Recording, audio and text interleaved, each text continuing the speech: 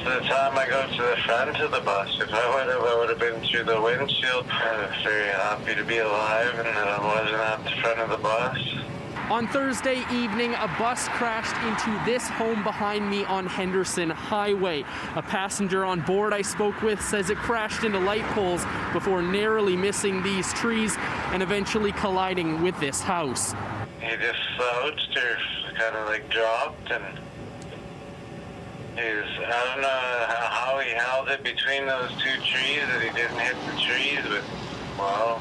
Jason Lewandowski first noticed something was wrong with the city bus driver when he was trying to leave the bus as it was at his stop. He says another person was trying to enter the bus as well, but the driver wasn't opening the door. That's when he says the bus started moving. He took out the first light pole right on Henderson and Kimberly, and the second one just across the street, and then he was going between the trees right into the house. I couldn't believe it. Jason says he always exits from the front of the bus, and it's an anomaly that he chose the back this time. A variable, he says, could have saved his life. When it was all happening, I looked back at the people, and they all looked very scared. No more than we hit, and I got up right away. I got thrown to the ground.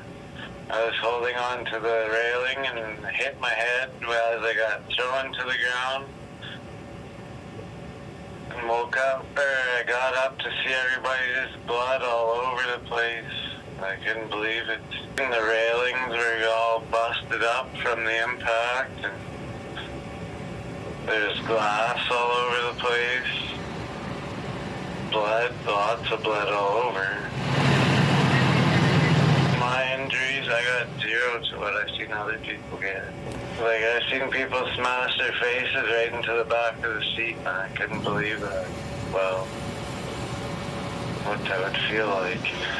Jason says the driver, who he describes as an older man, was thrown through the windshield on impact.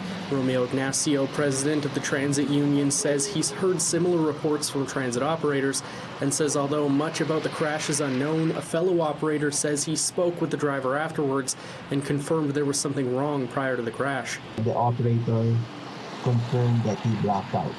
He was waiting at the lights, the bus was in gear, he had his foot on the brakes, blacked out, and just, I guess the bus would actually go about 10 kilometers per hour when you let go the gas or let go the brakes.